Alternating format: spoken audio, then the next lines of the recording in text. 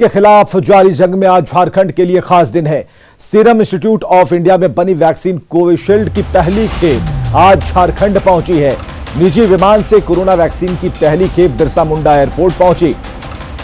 तो निजी विमान से रांची पहुंची है कोविशील्ड और कोरोना की अब खैर नहीं, जहां से वैक्सीन वैन से नामकुम स्थित स्टेट वैक्सीन स्टोर पहुंचाया गया। पहले चरण में कोविशील्ड वैक्सीन के 16,200 वायल रांची पहुंचे और एक वायल से 10 लोगों को वैक्सीन दी जाएगी और ऐसे में 1,62,000 लोगों को वैक्सीन का लगाया जाएगा। इसके लिए स्वास्थ्य विभाग की तरफ से तैयारियां पूरी हैं।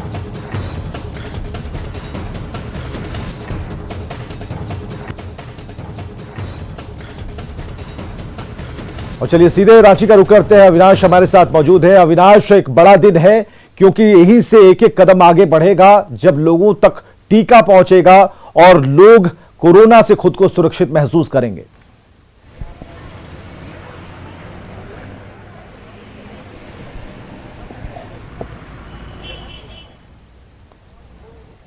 हमारा संपर्क नहीं बन पा रहा है। कोरोना की अब खैर नहीं, हम आपको बता रहे हैं जो जानकारियां अभी तक उपलब्ध हो पाई हैं। झारखंड पहुंच चुकी है कोरोना वैक्सीन की खेप और ऐसे में लोगों के चेहरे पर निश्चितता का थोड़ा भाव है। Namkum state vaccine centre vaccine पहुंच चुकी है। तकरीबन 1,62,000 लोगों को यह टीका लगेगा। स्वास्थ्य विभाग ने इसके लिए तैयारियां पूरी कर ली हैं और काउंटडाउन शुरू है। जो आप देख पा रहे हैं कि बिहार और झारखंड में जो वैक्सीनेशन का काउंटडाउन है, अब समय नजदीक है जब लोग सुरक्षित महसूस करेंगे और कोरोना की खैर नहीं होगी। झारखंड पहुंची है कोरोना वैक्सीन की खेप और ऐसे में वैक्सीन पलामू, देवघर, जमशेदपुर में भी पहुंचाई गई। रांची और रीजनल सेंटर से हर जिले में यह वैक्सीन पहुंचाई जाएगी और ऐसे में 16 जनवरी की तारीख होगी जब 129 सेंटर पर कोरोना का टीकाकरण होगा।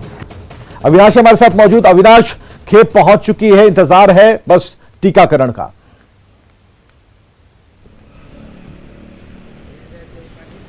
नहीं, जरूर विवेक। और इस वक्त मैं नामकुम इलाके के NRHM मुख्यालय के ठीक बाहर खड़ा हूं। सबसे पहले तो ये जो आप कैंपस देख रहे हैं, इसी कैंपस को अगर हम स्टेट लेवल के सेंटर के रूप में इस वक्त अगर हम कहें, कोविड के जो वैक्सीन पहुंचे हैं, ये सेंटर है राज्य का और यहीं से अलग अलग जिलों में जो वैक्सीन आई है उसे पहुंचाया जाएगा। जो मुख्य द्वार है उस द्वार के अंदर किसी को भी जाने की अनुमति नहीं है और यहाँ मुख्य द्वार पर ताला जड़ दिया गया है। मतलब साफ है कि जो भी मीडिया कर्मी हो या दूसरे लोग भी हों, वो इस कैंपस के अंदर प्रवेश नहीं कर सकते हैं।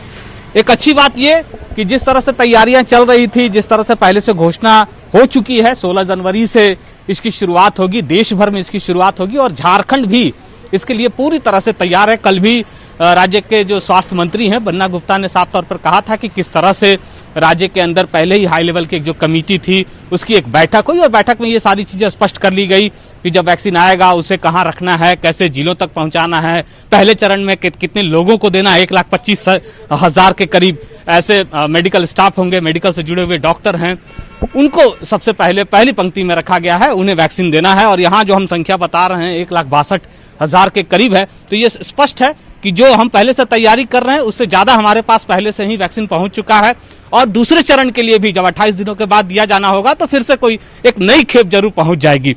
अब सिर्फ और सिर्फ ये देखना होगा कि यहां से जो अलग अलग जिलों में गाड़ी के मार्फत भेजना है वैक्सीन को, और इस बात का बहुत ज्यादा ध्यान रखना है और इसीलिए शायद अंदर किसी को प्रवेश भी नहीं करने दिया जा रहा है कि सुरक्षा के लिहाज से ही नहीं, क्योंकि जो वैक्सीन जिस जगह पर रखा गया है वहां जो टेम्परेचर है वहां इस बात का खास ख्याल रखा जा रहा है कि कहीं से भी कोई फ्लैक्चुएट ना हो। इसके लिए अतिरिक्त जो व्यवस्था होनी चाहिए वो व्यवस्था भी की गई है। समय समय पर जो स्वास्थ्य विभाग के अधिकारी हैं वो भी आके इसका निरीक्षण करेंगे और इस बात की पड़ताल करेंगे कि कहीं से भी कोई चूक नहीं होनी चाहिए, क्योंकि बिल्कुल कहीं से भी कोई चूक ना रहे, क्योंकि तारीख नजदीक है और काउंटडाउन आप देख पा रहे हैं स्क्रीन पर। बहुत बहुत शुक्रिया अविनाश इन तमाम जानकारियों को साझा करने के लिए।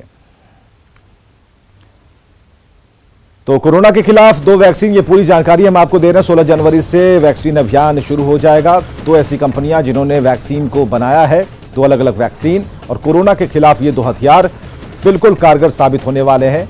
और जो कहा जा रहा है इन कंपनियों की तरफ से जिन्होंने इन्हें बनाया, कोविशील्ड की अगर बात करें या फिर कोवैक्सीन की बात करें, तो सुरक्षित होने का दावा भी है और वो प्रतिशत भी है, वो फीसदी भी है कि कितना ज्यादा ये इफेक्टिव होगा।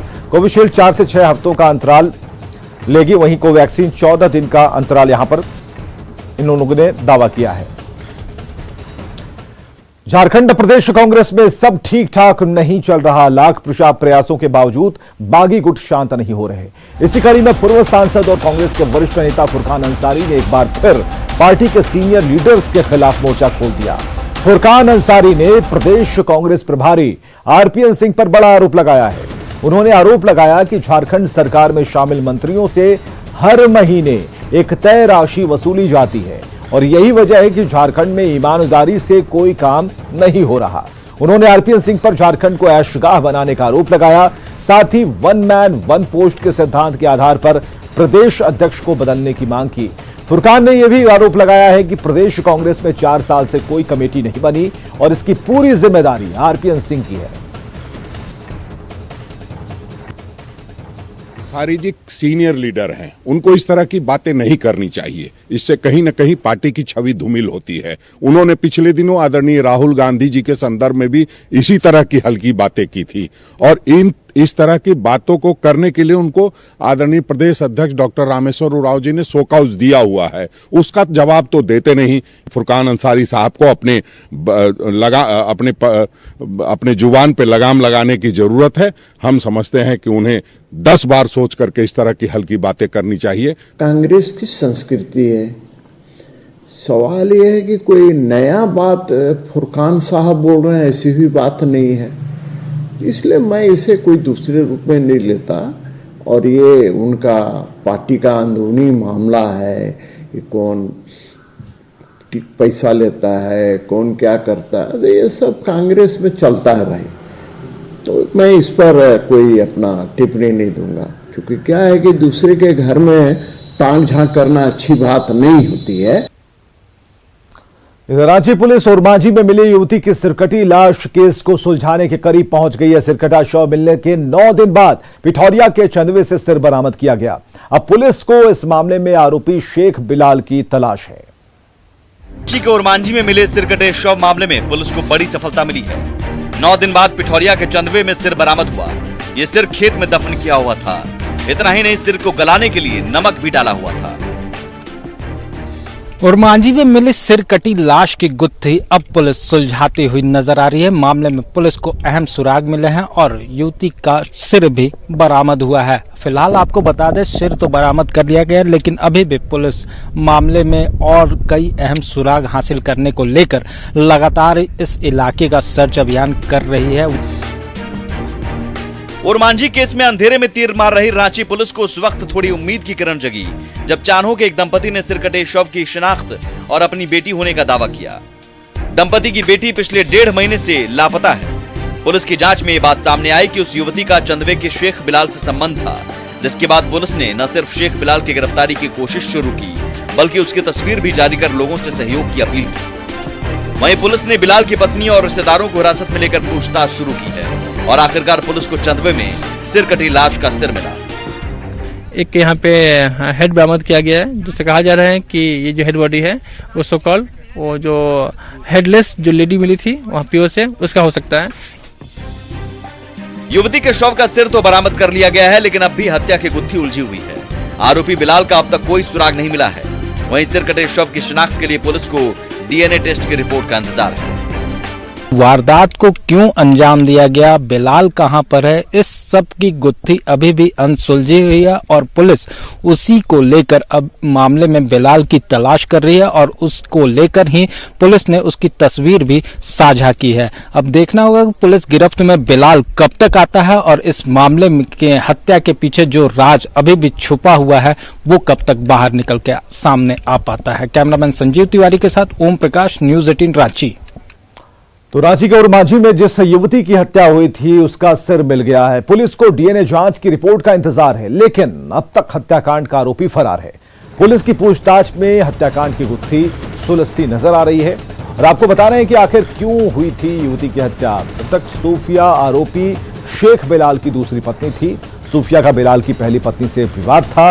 मई 2020 में सूफिया ने दहेज उत्पीड़न का मामला दर्ज कराया था। जून 2020 में अवैध हथियार के साथ बिलाल को पकड़ा गया। सूफिया पर पुलिस को जानकारी देने का शक था।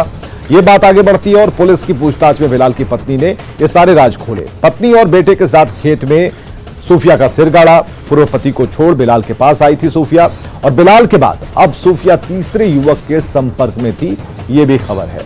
सूफिया से पीछा छुड़ाना चाहता था बिलाल और इस घटना को उसने अंजाम तक पहुंचाया।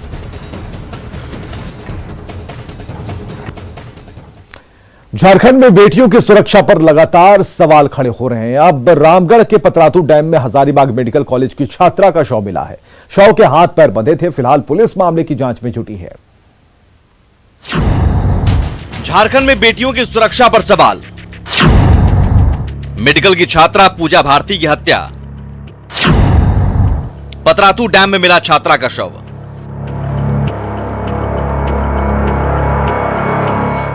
ओरमांझी केस में सिरकटी लाश की गुत्थी सुलझी भी नहीं थी कि रामगढ़ के पतरातू डैम में मेडिकल की छात्रा का शव मिलने से सनसनी फैल गई। गोड्डा की पूजा भारती हजारीबाग मेडिकल कॉलेज की छात्रा थी और सोमवार से लापता थी, लेकिन पीटीपीएस डैम में उसका शव मिला। शव के हाथ और पैर बंधे थे। वहीं पूजा के पास मिले बैग में खाने की कुछ सामान, दवाई और पानी का बोतल मिला है। अभी हम लोग सारे बिंदुओं को इन्वेस्टिगेशन कर रहे हैं और ये टीम जो है हजारीबाग एसपी और रामगढ़ एसपी दोनों टीम का नेतृत्व कर रहे हैं और जो भी इसकी बारीकियां हैं उसको जांच कर रहे हैं हम लोग और सारे साइंटिफिक जो एविडेंसेस है उसको भी कलेक्ट किया जा रहा है। मेडिकल की छात्रा की हत्या से पुलिस में हड़कंप मच गया। रामगढ़ एसपी के साथ डीआईजी खुद घटनास्थल पर पहुंचे और मामले की जांच की। वहीं दूसरी ओर हजारीबाग एसपी ने मेडिकल कॉलेज के हॉस्टल में पूजा के कमरे की बारीकी से जांच की। इधर से लड़की मिसिंग थी तो इसलिए हम लोग आके जांच की। सर क्या डेड बॉडी जो मिला उससे कुछ जानकारी मिल पा रही थी? छात्रा कहाँ की थी, क्या है? अनुसंधान जारी है यार, अभी संबंध में हम कोई इन्फॉर्मेशन नहीं मिली। सोमवार को प्रैक्टिकल की परीक्षा के लिए पूजा अपने हॉस्टल से निकली थी, लेकिन उसके बाद से उसका कोई अता पता नहीं था। मेडिकल कॉलेज की ओर से हॉस्टल के वार्डन ने इसे लेकर थाने में मामला भी दर्ज कराया था। 4 बजे जब हॉस्टल वापस आए परीक्षा के बाद, 3 लोगों ने देखा कि लड़की नहीं है। 3 लोगों ने हॉस्टल वार्डन डॉक्टर राखी के साथ मिलकर इन लोगों ने खोजबीन शुरू की हॉस्टल में और पूरे बिल्डिंग में, कॉलेज बिल्डिंग में। 2 घंटे में जब नहीं मिले तो मुझे 6 बजे उन्होंने खबर किया, तो मैंने कहा कि अब इसमें हम लोगों को थाना में खबर करना पड़ेगा। तो मैंने नरसिंह थाना के इंचार्ज से बात किया, एसपी साहब से बात किया। प्रैक्टिकल परीक्षा के लिए निकली पूजा आखिर पतरातू कैसे पहुंची, ये बड़ा सवाल है। उसने एग्जाम भी नहीं दिए थे। ऐसे में अपहरण, हत्या जैसी कई आशंकाएं जताई जा रही हैं। फिलहाल पुलिस इन्हीं सवालों को सुलझाने में लगी है। न्यूज़ 18 के लिए रामगढ़ से जयंत और हजारीबाग से राकेश कुमार की रिपोर्ट। संतोष पांडे हत्याकांड में बोकारो कोर्ट ने शिक्षा मंत्री जगन्नाथ महतो के भाई वैजनाथ महतो समेत 7 दोषियों को आजीवन कारावास की सजा सुनाई है। 20 मार्च 2014 को पिटाई से संतोष पांडे की मौत हुई थी और इस मामले में जगन्नाथ महतो और उनके भाई वैजनाथ महतो समेत 11 लोगों को आरोपी बनाया गया था। हालांकि जांच के दौरान सबूत नहीं मिलने पर जगन्नाथ महतो का नाम आरोपियों की सूची से हटा दिया गया। वहीं 3 आरोपी को कोर्ट ने बरी कर दिया था, जबकि बाकी 7 आरोपियों को दोषी करार देते हुए कोर्ट ने आजीवन कारावास की सजा सुनाई। ये जो डिसीज्ड है वो एक गांव की किसी लड़की के साथ बाहर चला गया था और उसको वहाँ के लोगों ने पकड़ के लाया और जिस कारण से वो रास्ते में उसकी इंजरी हुई और उसके बाद से वो हॉस्पिटल गया और हॉस्पिटल में उसका डेथ हो गया। सजा हुई है आजीवन कारावास सभी लोगों को। हैंडओवर नहीं हुआ है। हैंडओवर होने के बाद जो भी गतिविधियां होंगी इस भवन में हम लोग शुरुआत करेंगे। कार्यक्रम के अंतर्गत मेडिकल और इंजीनियरिंग के लिए जो बच्चे चयनित होते हैं, जैक के द्वारा जो परीक्षाएं होती है, उससे जो चयनित बच्चों को यहाँ पर कोचिंग दी जाती है और साथ ही साथ उनके सारे रहने की सुविधाएं रहती है और उसकी तैयारी कराई जाती है। हम लोग के पास आकांक्षा का जो प्रोजेक्ट चल रहा है वो बरियातू में चल रहा है। ठीक है, नया बिल्डिंग शिफ्ट हो जाएगी। सर लोग ने कहा कि हाँ नया बिल्डिंग में अब आ जाएगा आकांक्षा, लेकिन हॉस्टल का भी तो अरेंजमेंट होना चाहिए। गर्ल्स हॉस्टल अलग हो, बॉयज हॉस्टल अलग हो। जिला स्कूल का इतना बढ़िया कैंपस है। इधर साहिबगंज में पत्थर खदानों और क्रशरों में सुरक्षा मानकों की धज्जियां उड़ाकर पत्थर का अवैध खनन किया जाता है। इस दौरान सुरक्षा मानकों की अनदेखी की जाती है, जिससे आए दिन मजदूरों के साथ हादसे की खबरें आती हैं। हालांकि खनन पदाधिकारी ने सुरक्षा मानकों का ख्याल रखे जाने का दावा किया। हम लोगों का खान सुरक्षा है, जिसकी पूरी जवाबदेही डीजीएमएस भी लेती हैं। उनको भी पूरा सुरक्षा देखना, मेरे तरफ से भी पूरा सुरक्षा रहती है कि किसी भी खदान में कोई भी घटना नहीं, इधर कोई घटना वैसी नहीं हुई है।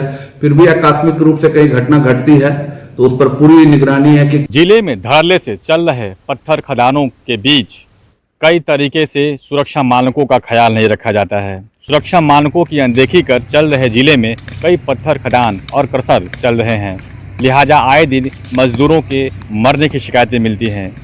क्रशर संचालकों की ओर से न तो मजदूरों को टोपी दिया जाता है, न ही उन्हें किसी तरीके के उन्हें मास्क दिया जाता है और न ही उनके साथ और सुरक्षा मानकों का ख्याल रखा जाता है। खदानों में मजदूर जो है वो जान जोखिम में डालकर पत्थरों को निकालते हैं और उनकी पिसाई करते हैं। इस पूरे दौर में दरमियान सुरक्षा मानकों का कहीं भी ख्याल नहीं रखा जाता है, लिहाजा जो दुर्घटनाएं हैं वो मजदूरों को बेमौत मजदूर वहां पे मरते हैं। निशांत, न्यूज़ 18, साहिबगंज। मकर संक्रांति से पहले गुमला में तिलकुट का बाजार सजा है। बिहार के गया और अन्य इलाकों से कारीगर गुमला आकर दिन रात तिलकुट के निर्माण में जुटे हैं। तिलकुट दुकान का जायजा लिया सुशील कुमार ने। एक समय था कि गुमला के लोगों को तिलकुट के लिए बाहर से आए हुए तिलकुटों पर आश्रित रहना पड़ता था, जो स्वादिष्ट नहीं हुआ करती थी। लेकिन हाल के दिनों में जैसे ही मांग बढ़ता गया, गुमला में अब बाहर से कारीगर आकर यहाँ तिलकुट बना रहे हैं और लोगों के न केवल डिमांड को पूरा कर रहे हैं बल्कि लोगों के इच्छा के अनुसार तिलकुट बनाई जा रही है। कई तरह के तिलकुट की किस्म बनकर तैयार हैं और ये मान के चला जा सकता है कि तिल संक्रांत में जो तिलकुट का महत्व होता है वो बाजार पूरी तरह सच कर तैयार है। और स्थानीय लोग भी मानते हैं कि कल तक उन्हें बाहर से मंगाई तिलकुट मिलने के कारण उन तिलकुट का स्वाद वो नहीं रह पाता था और तिलकुट खाने में वो स्वाद नहीं मिल पाता था। लेकिन अब चूंकि तिलकुट यहाँ पर कारीगर बना रहे हैं तो लोगों को अपनी इच्छा के अनुसार तिलकुट भी मिल पा रहा है और स्वादिष्ट भी मिल पा रहा है। तो ऐसे में मान कर चला जा सकता है कि बिहार से निकली ये परंपरा अब झारखंड के विभिन्न इलाकों में भी अपना स्थान बनाने लगी है। और तिल का जो महत्व है वो ताजे तिल का महत्व कुछ खासा होता है और इस तिलकुट को खाकर लोग निश्चित रूप से तिल संक्रांत के जो पर्व है उसकी महत्ता को बढ़ाएंगे। और कारीगर भी बता रहे हैं कि उनका ये प्रयास है कि वो बेहतर तिलकुट दे पाए लोगों को। इसके लिए लगातार दिन रात मेहनत करें। कड़ी मेहनत के बाद जो तिलकुट बनाई जा रही है उसका स्वाद ही कुछ अलग होता है। न्यूज़ 18 के लिए